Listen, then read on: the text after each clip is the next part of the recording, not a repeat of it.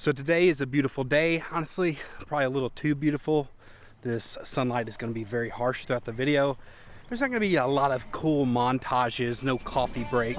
Yes, can I get a large black iced coffee?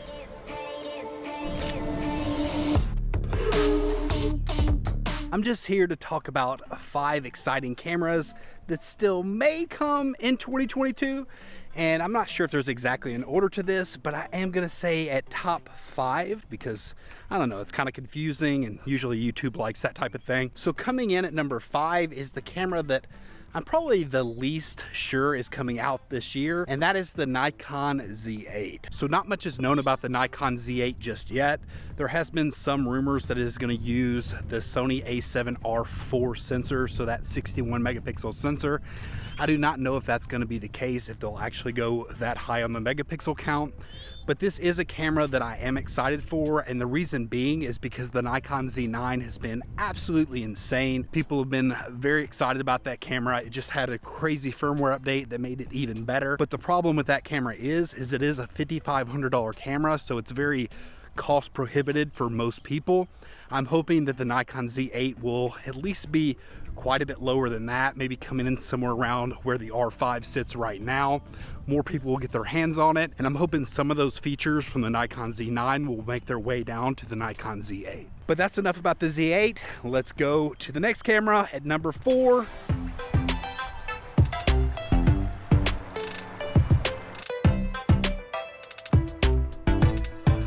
So the number 4 camera that I'm most excited for, or at least I think we can all be pretty excited for in 2022, is the Sony A7R V. Now, this is another camera that may or may not be coming this year, but we've heard a lot of rumors about it. Sony Alpha Rumors seems to believe that this is absolutely coming out. Now, Sony Alpha Rumors is hit or miss sometimes, so it's hard to say. But I do believe if there is going to be an A9 III, then it's going to be coming at the end of this year, or at least in prototype form for the World Cup. Now, what do I think that we can expect from a Sony A9 III? Well, I do think that pretty much all the rumors out there right now are kind of hard to rely on. This camera is so far away. Sony likes to keep pretty much everything under wraps for most of their cameras. Even the rumors that I've heard about, it kind of seems very speculative, like I've heard this as a wild rumor or something like that. I would expect that it's going to be a lower megapixel count, obviously, than the A1. I expect this to be somewhere like a R3 type competitor, so it will be somewhere around 24 megapixels. And usually I would assume that Sony would up themselves and maybe go beyond 30 frames per second. But Sony, as of lately, have kind of been playing a little bit more timid than I would like. I feel like they somewhat been, holding back their cameras to protect other cameras in their line. So I'm not sure if it will go over 30 frames per second. I think it will be at least 30 frames per second to match the A1, but going beyond that, I'm not exactly sure. But I do believe this camera is coming out this year, and I know a lot of wildlife photographers and sports photographers are going to be very excited for this camera, and that's why it comes in at number 4 for me.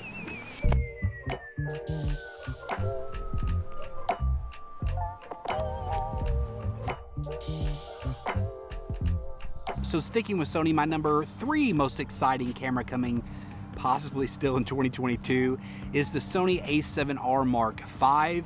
The reason that I am very excited about this camera is I do think that this is going to step in to maybe a slightly new design from Sony. I know that the Sony A7R IV is what kicked off the current body right now. I do think it is in a very good spot. I would like to see maybe them improve the screen, maybe even make it larger, definitely make it higher quality. If I had my wishes granted, I would hope that they would put CF Express Type B cards in this thing. I really don't think they're going to go that way, but I would really wish that they would, especially considering this is supposed to be having a 100 megapixel sensor in this thing, so the file sizes are going to be absolutely nuts. Having maybe one of those 1 terabyte CF Express Type B cards would really work well in this camera. Another thing that I would like to see out of this camera is hopefully they will give it a smaller megapixel mode, so you're not always stuck into that 100 megapixel range, even though of course it's going to be made for that. I do think that a lot of people would like the flexibility to not always shoot in 100 megapixels. The other thing that I'd hope to see out of this camera is their new stacked sensors technology that allows them to essentially get double the light saturation out of a sensor. So theoretically, you could have a 100 megapixel sensor with the low light capabilities of, say, a 50 megapixel sensor, which isn't great, but it's definitely going to be better than a 100 megapixel sensor. Hey, sugar. Thanks, are you done? Getting there. Are you about ready? Don't worry so much. Okay. I'm heading there. Okay, give me just a Okay, second. Love you, bye. I gotta go, like, my wife's hungry. What am I gonna do? So I'm gonna finish this up really fast. So coming in at number 2 for me is actually 2 cameras. No, that's a little confusing, but I'll explain. So Fujifilm is supposed to have the X-H2. They're supposed to be releasing them in 2 versions. You're gonna have somewhere around a 40 megapixel version that's supposed to give you 8K. Fuji rumors at one point even said it was gonna be 8K DCI, but 40 megapixels, if my math is correct, does not allow for that. Supposedly there is a 43 megapixel sensor that is in the APS-C format that Sony has, so it's possible it will have that in it, and I think that would be closer to giving you DCI, but I'm not 100% sure. I'm not a mathematician or an absolute camera genius. I'm sure some of you can drop in the comment section below and let us all know. But there is supposed to be an 8K version, DCI or not. Also, they're supposed to be coming out with a XH2S is what they've been calling it, and that would come in somewhere around 26 megapixels. It is also pretty much confirmed to have a stacked sensor at this point, so I think that is very exciting. The reason why I am very intrigued and anticipating this new camera from Fujifilm is because I really think that Fujifilm is poised to really take over the APS-C market altogether. It seems like Canon and Sony have pretty much abandoned it at this point. I know that the Canon EOS R7 was supposed to be maybe coming out this year, but with supply chain issues, it doesn't look like that's still gonna happen. The biggest thing that's been holding Fujifilm back in my mind from completely really dominating the APS-C market has been that their autofocus and their IBIS has been somewhat lacking. I do think that this camera, or well, cameras, will possibly address those issues, or at least I really do hope that they will address those issues. I think if Fujifilm does that, as well as add some higher quality lenses for that lineup, especially when it comes to videography, they already have great image quality, they already have great video quality, they have so much going for them, great colors. I'm just gonna keep, going on about Fujifilm, but they have a lot going for them, and I really wish the best for them because I think they're a very smart company, and that's why they come in at my number 2 spot. Okay, my wife is gonna absolutely kill me. She gets so hangry, it's not even funny. Like, if you don't see me anymore, or if you even see this video, I'm lucky I made it through. So I'm going to go on to my number 1 here, and that is the Canon EOS R1. So this camera has been heavily rumored.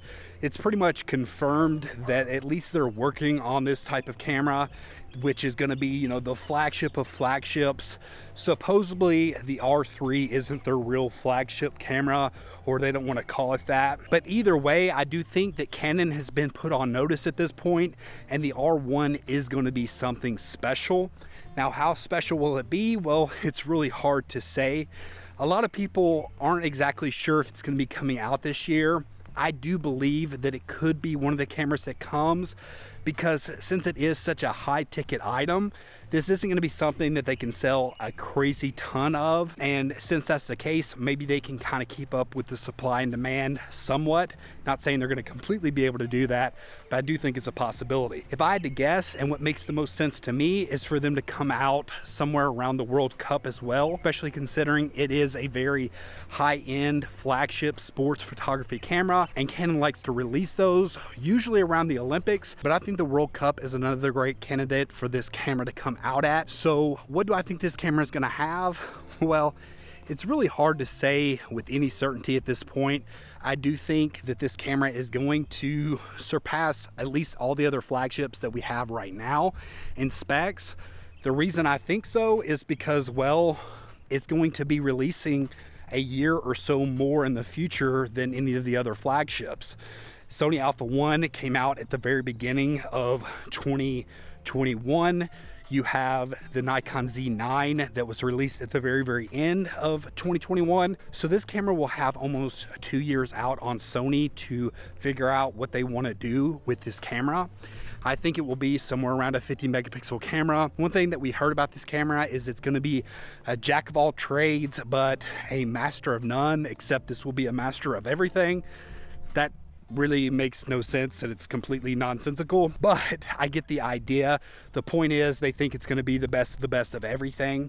If that is the case, I think that 8K 60 is absolutely going to happen. I would not be surprised if they even put in maybe say 8K 120. I know it sounds nuts, but at this point I think that everything's on the table.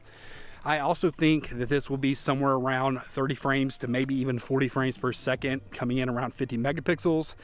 I think that Canon's really going to try to address their dynamic range issue, because that's something that they've kind of been lagging behind on when it comes to the other camera manufacturers, especially Sony. But more than just saying that this is going to be an absolutely incredible camera, it's really hard to say with any specifics, because there's really not been any specifics that is leaked at this point. But there's my wife, there's my son. Hey.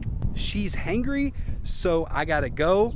If you've liked this video, man, the wind's not too bad. If you've liked this video, be sure to give it a thumbs up and consider subscribing. And until next time, peace.